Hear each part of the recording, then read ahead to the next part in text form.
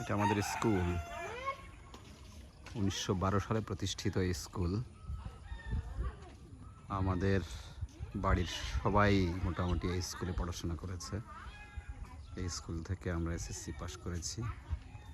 এটা high school. High স্কুলের পাশে ওই সামনে নদী আছে, এর এই পাশে এখানে বড় পুকুর, আমরা লোকালে ঘের বলি আর কি। ঘের কাটা হয়েছে স্কুলের জায়গা। এটা আম গাছ, অনেক আম হয়েছে এবার। আর এটা একটা মসজিদ। মসজিদটা আমার আব্বার নামে, পাটনা হাজি হাশেম জামে মসজিদ। মসজিদটা আমার আব্বা প্রতিষ্ঠা করেছিল, পরে বিল্ডিং এক্সটেনশন করেছে বড় ভাই কাতার চ্যারিটির সহযোগিতা নিয়ে। এটা একটা অনেক বড় মাঠ। সেই মাঠে কত লক্ষ লক্ষ স্মৃতি, তা আসলে বলার মতো না।